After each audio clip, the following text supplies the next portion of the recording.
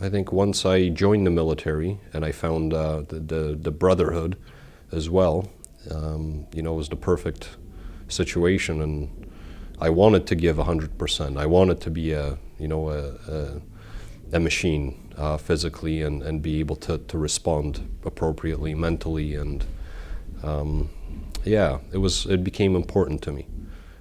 That's why I decided to go to Afghanistan. My wife, it was already pre-discussed. So when I joined the Loyal Edmonton Regiment, I had already said that I want to join and I want to go on tour, so be wary of this. It was more my parents. They're generally quite anti-war, and they weren't so happy with the idea, and I think it kind of puts a little bit of a panic in them. They still live in Australia. So yeah, ultimately it was just smoothing them over more than anything. My wife had kind of come to terms with it by that stage.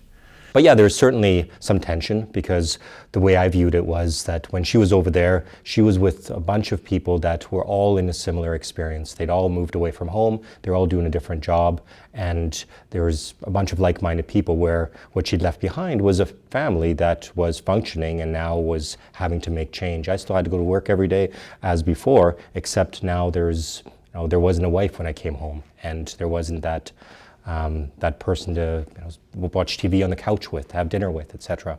And it ended up being a long time. She was gone for 8 months, and 8 months ended up being quite a long time.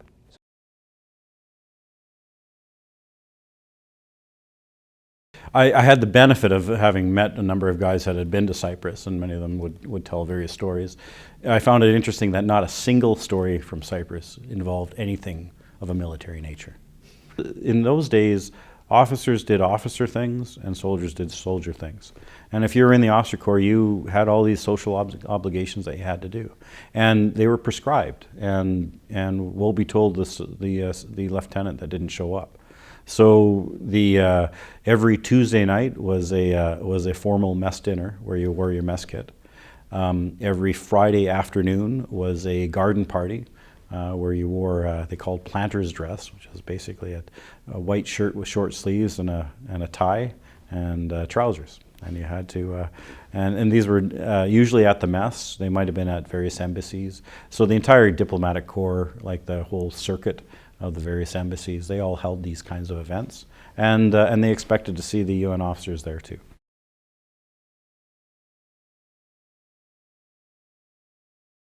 I remember one of our section commanders had drawn his weapon because somebody had reached in his pockets, and he yelled at him, "Stani, stani," or "Stoi, stoi," stay, stop, stop.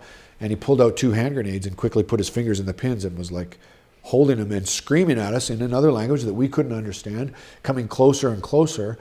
And the master corporal and the sergeant both have their weapons pointed right at him, and he's got 2 grenades and he's screaming, and it was escalating really bad in that situation.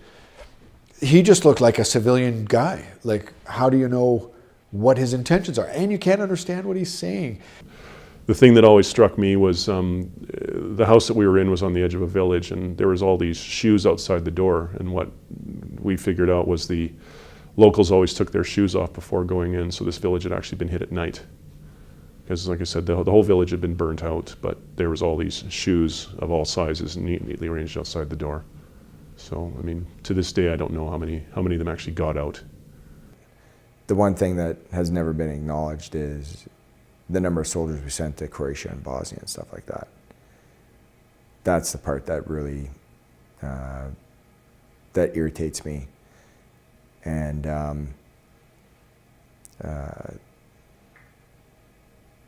talked to some of the guys, that are out now that, that were in those tours and stuff. And it's like, yeah, well, they just shrugged their shoulders like, yeah, it's just par for the course, but there's no acknowledgement of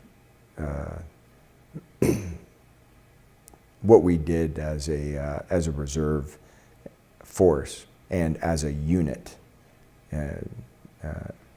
our unit in particular, and the contribution that we made to Croatia and Bosnia.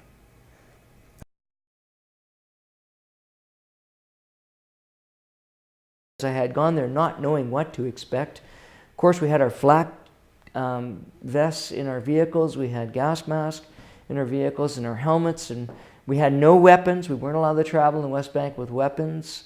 So it was tough. So you wondered what's going on, what's going to come around the corner. Of course, there's destruction everywhere.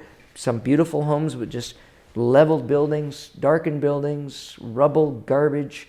It was a country that was beat up, yet trying to survive and come back.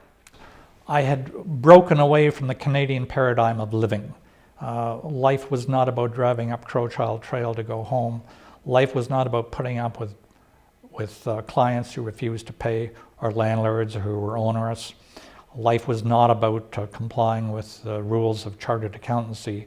Life was about learning, about listening to people who actually were victims of the war or who were warriors. Guys from Zimbabwe. What's Zimbabwe doing in the Congo? Well, they're there fighting on behalf of President Kabila for whatever reasons. I don't know, I couldn't fathom, but had something way past my pay grade. But life was exciting.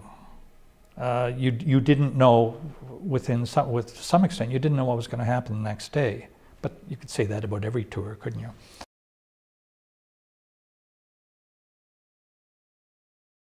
Our biggest threat in the training area was we didn't know necessarily who these people that we were training were. And fortunately, nothing happened on our roto, but there were instances previously and after we had left where American mentors were killed by Taliban infiltrating into the training groups, because like you had 1,000 soldiers show up for every training every morning. Like they would just infiltrate in, and you know they've all got their AKs. Easy enough to smuggle in a magazine or two of live ammunition and just to open up on the coalition forces that were training.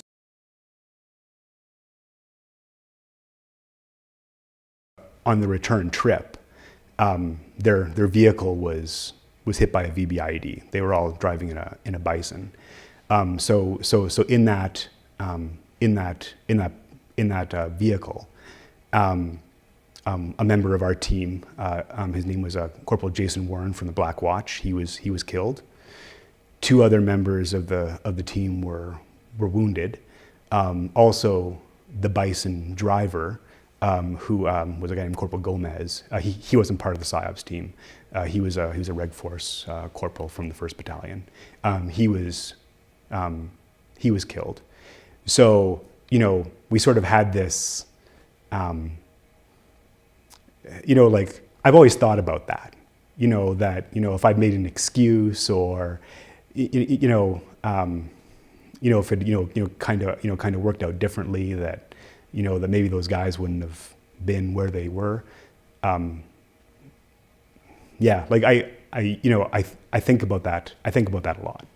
So we had a bell ringer all the time where that's the notification that someone's either been seriously injured or killed. Quite often I would take the designated assistant to the family the first time. So meeting all the families, I mean, it's the worst moment in their life, and it's hard to watch. There's such dignity in some family members. There was such grief. It was hard because you felt really bad, and some of them you never met, and you didn't know their families. And then you just felt sad. You just thought, ugh. And then, but you couldn't be. You had to be the compassionate but not break down person, which got to you after a while.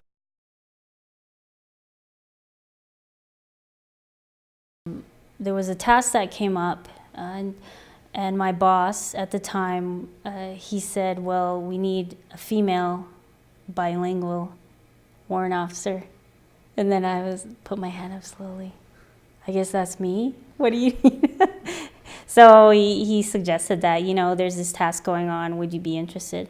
Okay, because I do like adventure, and I thought, well, why not? What is it, Oh, it's the duty warrant. Oh, what does that mean? Oh, you know, when you're in charge of closing up the mess, it might be like that.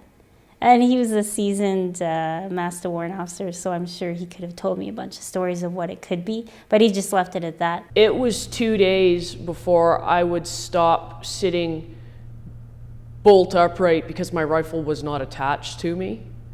I just full out, stop breathing, heart attack. Where the hell is my rifle? Why is it not attached to me? What have I done with it? It was at least 2 days before I got used to not having a weapon on me at all times, and not knowing where it was at all times.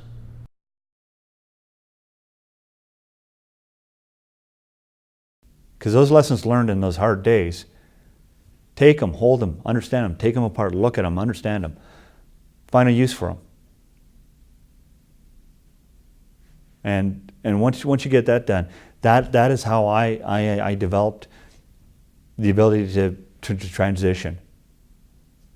I still do get angry, I still do get pissed off, and sometimes I do get a little depressed. But the thing is that it's like clouds in the sky. I am the sky, I'm always there, the clouds will pass.